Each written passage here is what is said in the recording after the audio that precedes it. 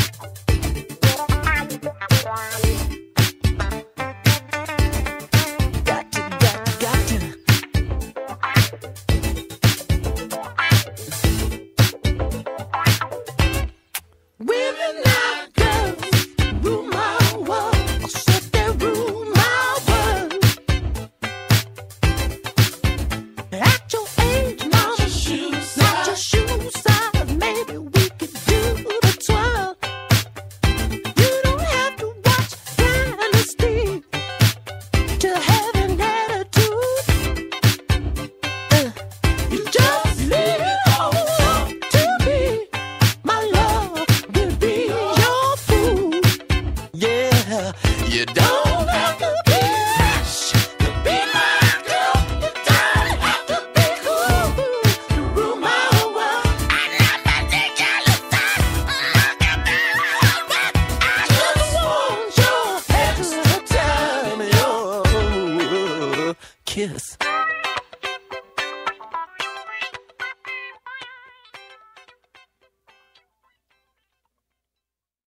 And we're back right here on the Ninja Troll Digicast. That was Prince and Kiss. All right. So, we are looking into the music of the 90s. Back into the mist of history, back to the 90s. Yes. Because last week we talked about the top 10 power ballads, and majority of those were from the 80s. Yes. And Laura knows nothing of the 80s, for she is too young. Yes. Well, she knows a little bit about the 80s now. Yeah. Yeah, A when I little was bit. crawling around. So we figured we'd go a little farther up in time. See, this was when Laura was growing up in her formative years, was the 90s, where Chuck and I were already old and grizzled and in the radio business. Burley. Burly, yes.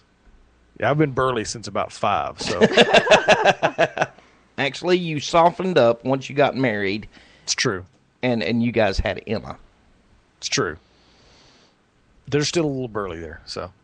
So, what is you have a list of 20 of them there, right? I do. Yeah, this is from VH1. This is the top songs of the 90s. And let's just start with number 20. See if anybody knows this one. One of his favorites. I got to tell you, these chicks were cute.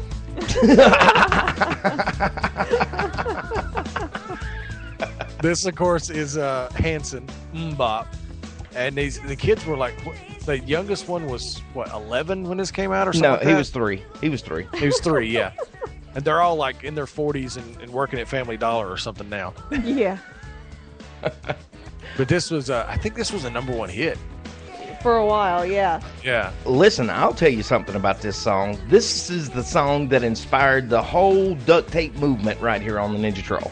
Yeah, because it will get stuck in your head. Absolutely. And speaking of that, let's get rid of that before it does get stuck. Okay, all right. And, number 19, one of my favorites. Max Cortez says it sucked boo, honey. You should like this one.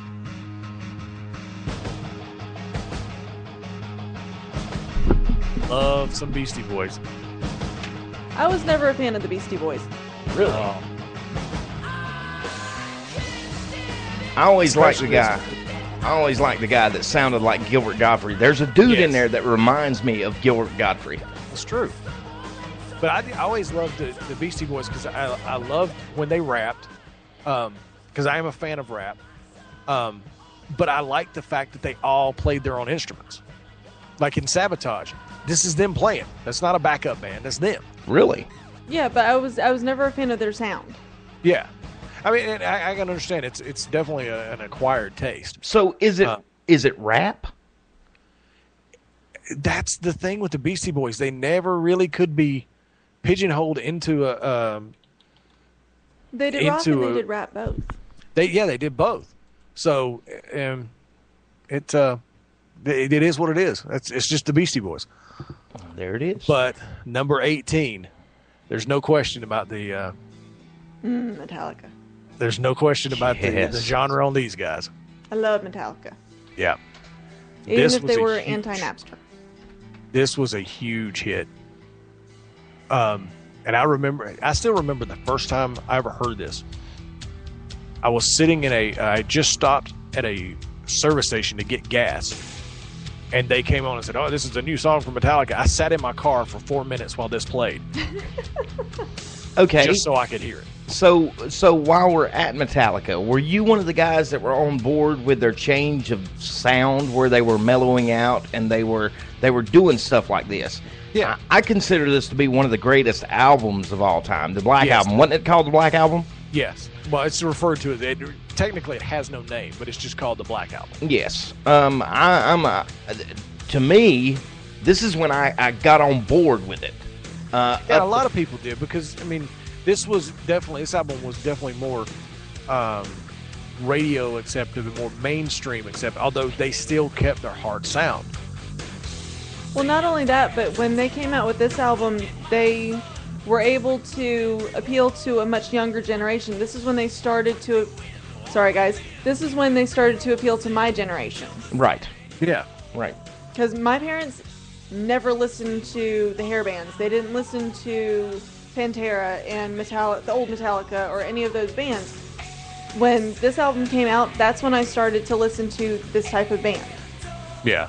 You poor deprived soul. Yes. So, You mean your mom wasn't rocking out to Dimebag Darrell? no.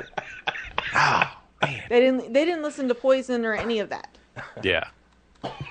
Okay, well, these last couple ones I've had to be able to play. This next one I don't have. It's Destiny's Child, as we were talking about earlier. Are you having some kind of fit? No, I'm supplying you with the music. Destiny's Child, Say My Name. Say my name, say my name. Stop that. Max Cortez says Slayer. I don't think they were in the top songs of the 90s there, Max. Moving on. There's no way you can mistake this one. Oh, yeah. MC Hammer. Yes, yes. We The have whole the 15 crotch minutes that he was popular. you had the crotch in the pants that went down to his ankles. Yes, right. the MC Hammer pants. Please, Hammer, don't hurt him. That's when all the white kids started trying to do the hammer dance. That's right. And they'll hurt themselves. Yes. Okay, but that, yeah, MC Hammer, You Can't Touch This, is number 16. I got to get back to iTunes and see if I can pull this next one up. Number 15 on the list. It's here. Hold on. Wait for it. We're waiting. Yeah, I know. It's not happening. It's here somewhere. Hold on. Chirp, chirp, chirp, chirp. Hold on. Chirp, chirp. Wait. Chirp, chirp. I hear crickets. It's here. It's here. Hold on. This is going to be great. You're going to love it. Chirp, chirp. There we go. Oh, Wow. See, wasn't it good worth the song. wait? Yes.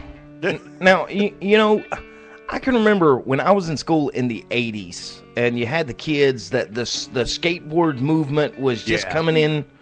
Of course, it had already been in California, but I remember names like Tony Hawk, and I remember names like the Red Hot Chili Peppers. Well, who are the Chili Peppers, I said. And then here they are. They're like one of the greatest bands of all time, in my opinion. Back when he still And had see- hair. But the thing is, with this one, this became popular, and people are like, "Oh, the Red Hot Chili Peppers, that's an awesome song," and they don't realize that this is far, in a way, different from everything else that they do. Go ahead, Laura. Sing it, Nope. honey.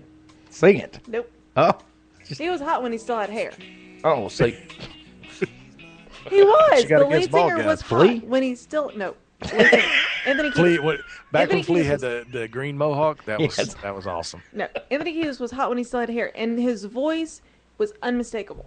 Yeah, absolutely. Oh yeah, Absolutely. Absolutely unmistakable. The first time I saw him after he cut his hair, I went, what the hell did he do? And number 14 on the list Yes. is our favorite Mimi. Oh. This is Mimi's first hit. Back from 1990. Holy crap. Barely squeaking into the 90s. Wow, it's going back to the days of Eagle 92. That's right, yes. Wow. Eagle 92 was the radio station at Gaston College Yep. where me and Tim met. Oh, Mimi. You were so young and impressionable. This is before the plastic surgery. Before the flotation devices. Hold on a Yes. second. I've got the vision It's in a my vision head. of love. The Yes. boat. And we just wondered, how the hell do you hit that note? Yeah, this is the note. This is the song where she hit the note that like broke glasses in 3 states. This next song I actually do have, but I'm afraid. And for the guys who wore those, we're sorry. Yeah. This next song I actually do have in my collection, but it's not something I can play. Dr. Dre featuring Snoop Doggy Dogg, Nothing But a G Thing. Yeah, there you Oh, go. yeah. But I'm afraid to play it because I'm afraid what it Bow Wow